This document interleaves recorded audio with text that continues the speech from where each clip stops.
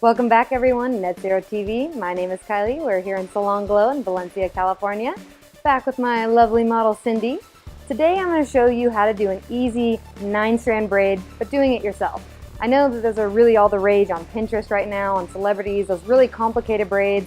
They look like there's no way you could ever do them. Well, I'm here today to show you that you indeed can.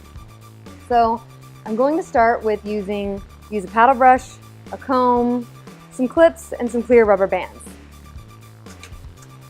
I always am using Design Pulse Matrix Mega Dust. I refer to this as my tease in a bottle, right? Because if you're teasing your hair over and over and over again, those little tiny hairs, you're gonna lead to breakage. So this gives you the same effect, the same texture, the same volume, but without breaking your hair. You just kind of take a rough section at the top of the head, just dust a little bit on. This kind of looks like baby powder. Then you just kind of rub it in, give it that nice texture. So after we've done that, we're going to start by taking 3 sections in the hair. So starting at the top of the head, down to the nape. And we want our section to come down to a point, right? If you're doing this on yourself, it doesn't have to be perfect. Just as long as you're making sure that we are leaving room at the bottom of the hairline to separate into 2.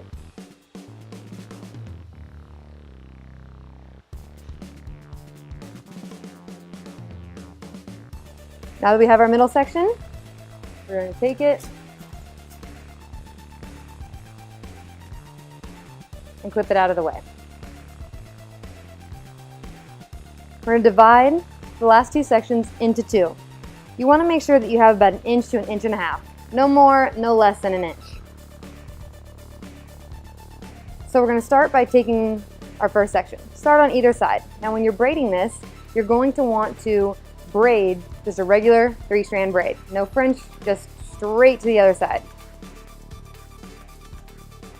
So you always want to stand on the opposite side that you're braiding. So I want to make sure that this braid is coming this direction, so I'm going to start on the left side. Just braiding it into an equal 3-strand braid. And if you get to the point where you start to lose a little bit of hair on one side, just add it from another. Continue on.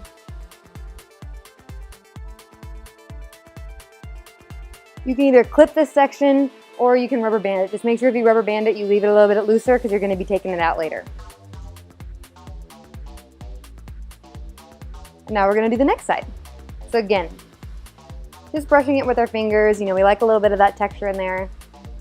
And now I'm going to stand on the right side and braid this way.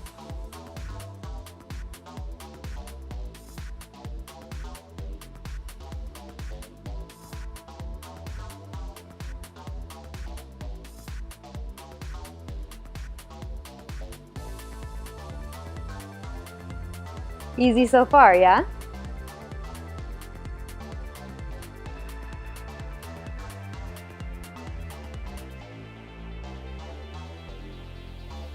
So now we're going to let our 3rd section down, just straight down, making sure we keep a little bit of that texture and volume at the crown. Again, just one more 3-strand braid. Easy enough.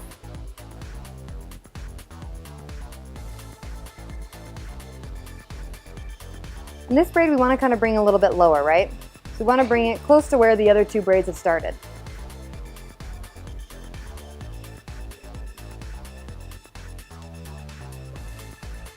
So now we have our 3 braids, right? Easy enough so far. So what do you guys think I'm going to do now? I'm going to braid them together. So starting with the center one, I'm going to bring the left over first. You can start either way, but just keeping it tight. And you want to make sure that the braid stays flat. You can turn it if you like. It's just going to create a little bit different of an effect. So keeping the braid nice and flat so you can see all the strands.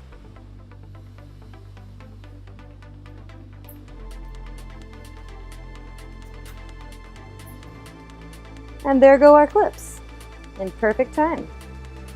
Then once we get to the bottom, I'm going to rubber band it off. I'm using a clear rubber band, but you could use any color. So now we can start to kind of play with it and pull it out a little bit, right? So it looks super complicated, but it's super easy.